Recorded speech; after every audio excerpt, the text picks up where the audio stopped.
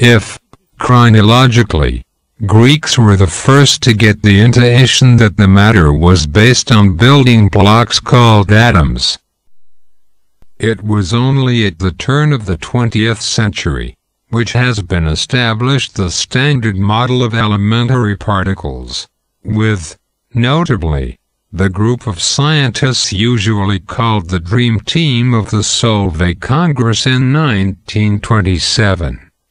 And this first standard model just presented a clear but simplistic version of the subatomic world.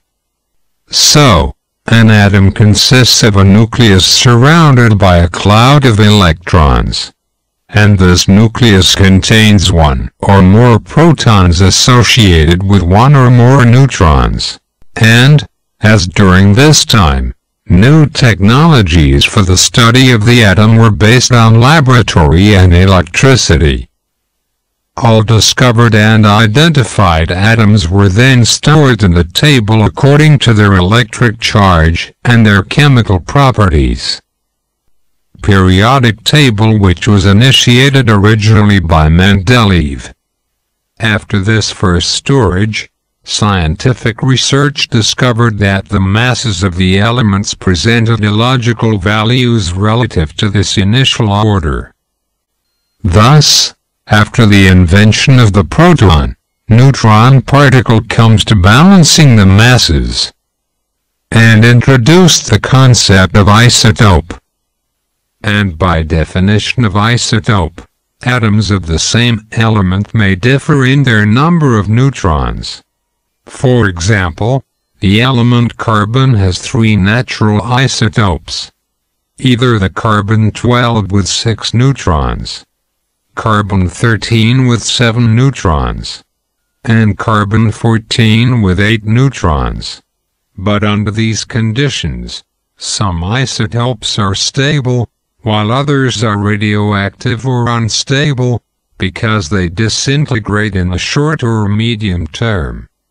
And in nature, there are just under 300 stable isotopes spread over 80 elements ranging from hydrogen to lead.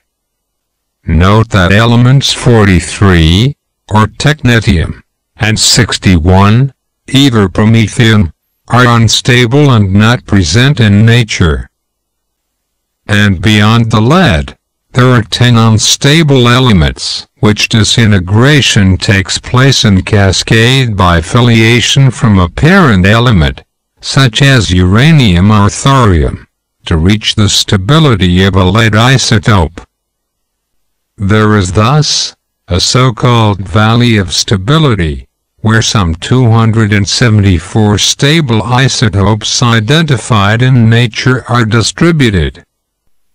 In parallel, since the improvement of astronomical techniques, it has also discovered the origin of the atomic nuclei of the universe.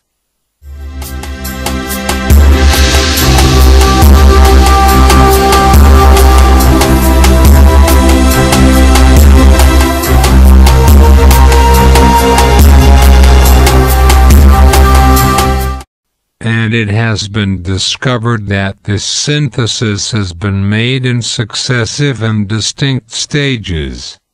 At the origin of the Big Bang, the predominantly inflammatory era created only 2 nucleids, hydrogen and deuterium with some traces of helium-4.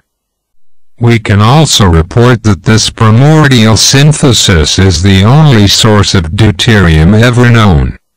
Then after collecting galactic clouds, the stars begin the synthesis of helium-4 by consuming hydrogen and deuterium incorporation. But curiously, only small stars, like our Sun, are staying at this stage of helium synthesis by slowly burning their hydrogen and deuterium reserve. On the other hand, giant stars will go through the nuclear step called the helium flash, and, consequently, become red giant. They will then synthesize internally all medium elements, up to the element 31, with first excess production of carbon and oxygen, and then silicon, sulfur, iron and nickel. Then in the supergiant stars, with an overconsumption of nucleus, which will consequently increase the internal pressure. In these conditions, the supergiant stars explode as supernova and synthesize, during a short time, all the heavier elements, which are then distributed in the space as galactic clouds of dust. And finally, it is passing through the radiation of these galactic clouds that last form of synthesis is produced by radiative synthesis. But, beyond this simplified view of an atomic world, a priori, well divided and well tidy, research and observations, from the synchrotron technology, show a much more complex world with a multitude of diverse and varied particles. Thus, the current standard model has been enriched with new particles, called by the letters of the Greek alphabet. And now, it is considered that the supposed fundamental particles contain subparticles called quarks. For the proton and the neutron, so there would be two kinds of quarks called up and down, quarks held together by another subparticle called gluon. And consequently, a new standard model is currently being developed to unify all the fundamental particles and forces.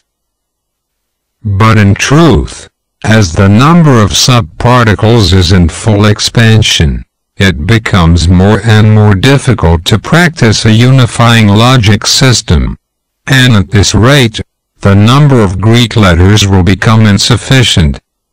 Thus, the overall impression is that the substance of nature continues to elude us.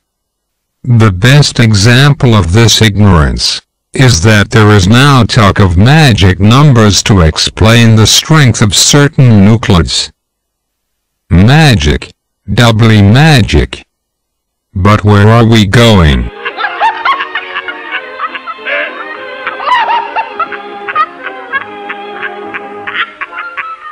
And to describe our present knowledge we can say that, as current techniques do not allow to visualize the subatomic world, one must represent each particle in the form of a small sphere without really understanding its internal structure.